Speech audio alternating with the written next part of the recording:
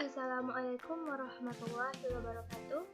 Halo teman-teman, perkenalkan nama saya Pujari Klarasati dengan NIM A1D1 19102 dari ruang 3 semester 5 Prodi Pendidikan Guru Sekolah Dasar Universitas Jambi. Nah, baiklah, kali ini saya akan menjelaskan salah satu materi mata kuliah pembelajaran bahasa Indonesia di kelas tinggi di era abad 21 yang mana berjudul Dimensi-dimensi pembelajaran bahasa Indonesia di sekolah dasar kelas tinggi di era abad 21. Materi yang pertama yaitu tentang konsep dasar dimensi belajar.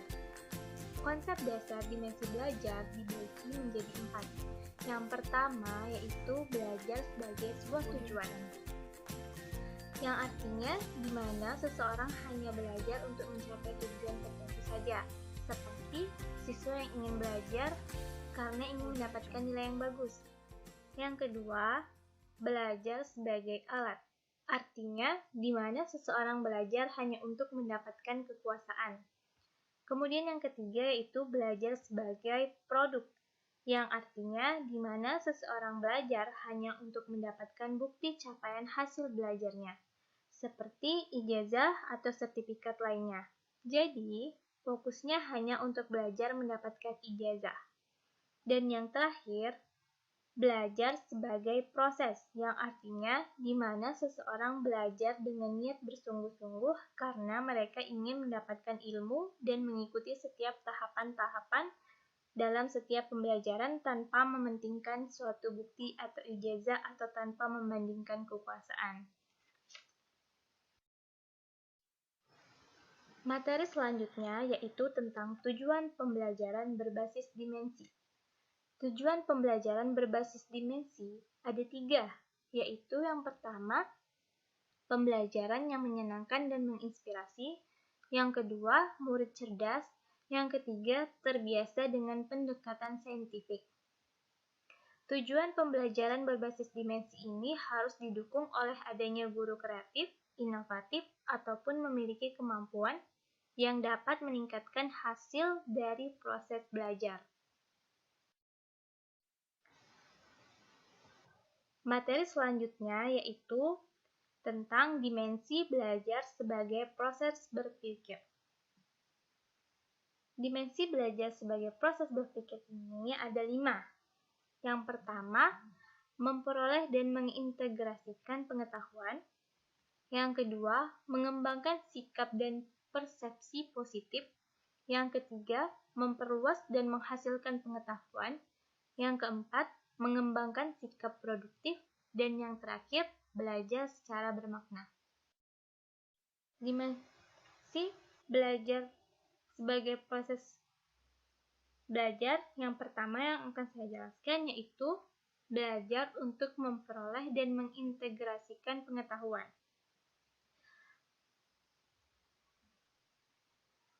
Belajar sebagai proses yaitu di mana siswa menerima pengetahuan melibatkan proses interaksi antara apa yang sudah diketahui dengan apa yang ingin dipelajari, dan setelah itu mengintegrasikan informasi tersebut menjadi langkah-langkah sederhana yang mudah digunakan.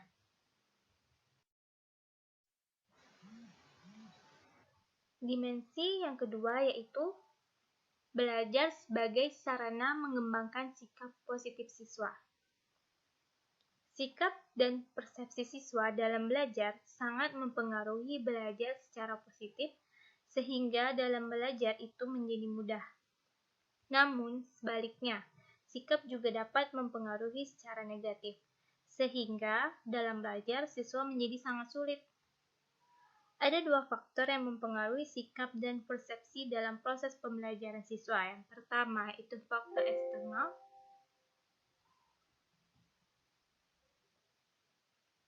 Yang kedua, faktor internal. Faktor eksternal terdiri dari 2, yaitu iklim akademik atau belajar dan tugas-tugas yang efektif. Kemudian yaitu faktor internal. Faktor internal juga terbagi menjadi dua. Yang pertama yaitu merasa diterima oleh guru dan teman sekelas, dan kemudian yang kedua itu merasa nyaman dengan suasana fisik di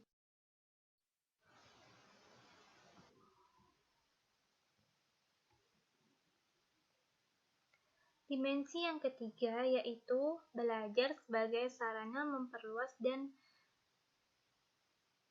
menghasilkan pengetahuan. Cara membantu siswa agar dapat memperluas dan menghasilkan pengetahuan dapat dilakukan dengan memberikan kerangka langkah-langkah secara eksplisit tentang suatu proses atau dengan tugas-tugas terstruktur.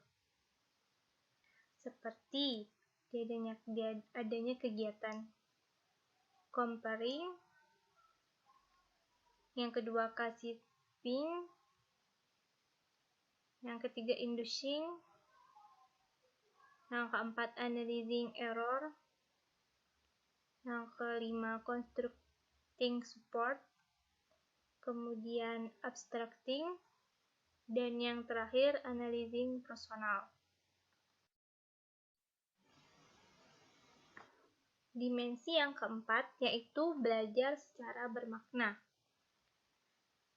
Cara guru membantu siswa agar dapat menggunakan pengetahuan secara bermakna dilakukan dengan yang pertama yaitu making decision, yang kedua do investigation, yang ketiga experimental inquiry, selanjutnya yaitu problem solving, selanjutnya dan yang terakhir case implementation.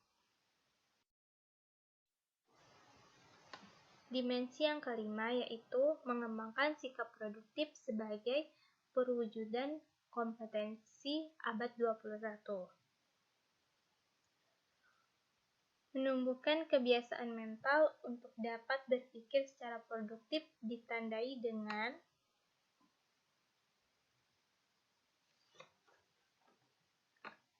yang pertama yaitu critical thinking and learning yang dicirikan oleh tindakan yang cermat, jelas, terbuka, bisa mengendalikan diri, dan sensitif terhadap tingkat pengetahuan. Kemudian, creative thinking yang ditandai dengan semangat tinggi, berusaha sebatas pengetahuan, percaya diri, teguh, dan menciptakan hal-hal atau cara-cara yang baru. Kemudian, self-regulate thinking and learning, yakni kebiasaan mengetahui apa yang sedang dipikirkan siswa, tindakan yang sedang direncanakan siswa, mengetahui sumber-sumber yang penting, sensitif terhadap umpan balik, dan evaluasi terhadap gerakan tindakan siswa. Selanjutnya yaitu collaboration, yang ditandai dengan seseorang mau terbuka dan bekerja sama dengan orang lain. Kemudian selanjutnya communication, yang ditandai dengan siswa atau seseorang dapat berkomunikasi dengan baik, dapat menjadi pendengar yang baik, dan juga dapat menjelaskan gagasan, pikiran, dan pendapatnya dengan percaya diri. Dan yang terakhir yaitu ada cultural sensitiveness, ditandai dengan seseorang dapat mencintai budaya sendiri di tengah berkembang pesatnya budaya asing dan juga dapat menghargai setiap budaya yang ada. Dengan keenam hal tersebut dapat menumbuhkan sikap kebiasaan berpikir produktif pada diri peserta didik. Materi selanjutnya yaitu tentang 3 elemen penting pembelajaran modern atau abad 21.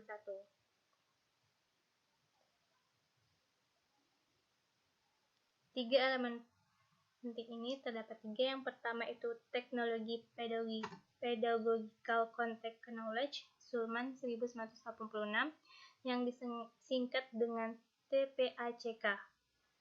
TPACK merupakan sebuah rangka untuk mengintegrasikan teknologi dalam mengajar. TPACK menjelaskan 3 tujuan pengetahuan utama. Yang pertama yaitu technological knowledge, meliputi pemahaman bagaimana menggunakan software dan hardware pada komputer, peralatan presentasi seperti dokumen presentasi dan teknologi lainnya.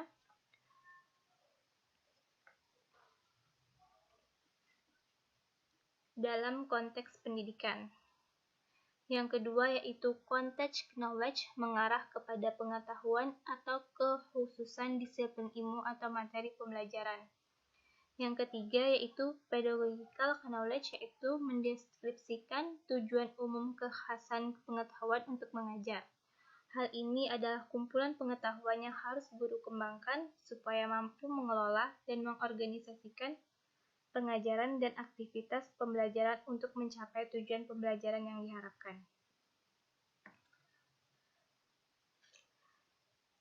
Tiga elemen pembelajaran modern yang kedua yaitu kompetensi, yaitu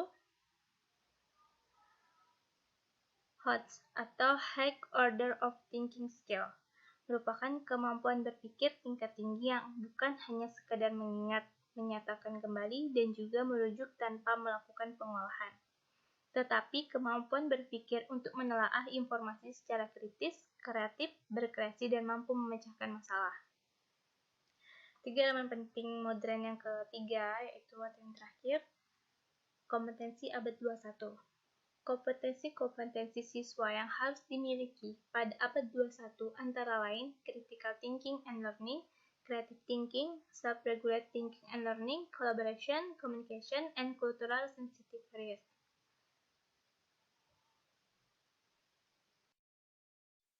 Materi selanjutnya yaitu mengenai pembagian high order of thinking skill.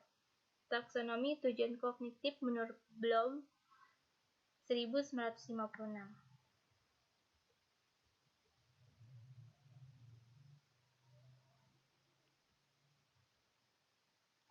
Di slide ini terdapat 6 tabel yang mana dimulai dari knowledge, comprehension, dan application itu merupakan blocks, sedangkan analisis, sintesis, dan evaluation itu merupakan bagian dari HOTS.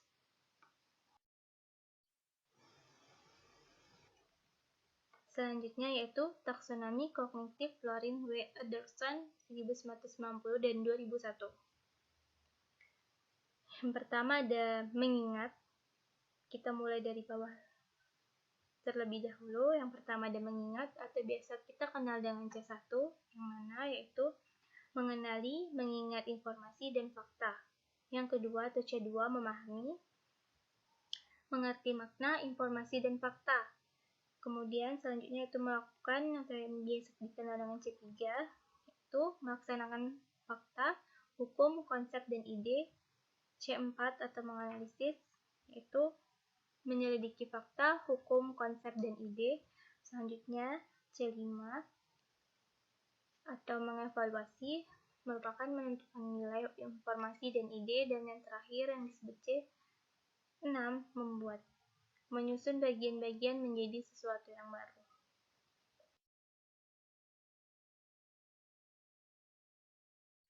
Baiklah, sekian penjelasan dari saya. Saya akhiri. Wassalamualaikum warahmatullahi wabarakatuh.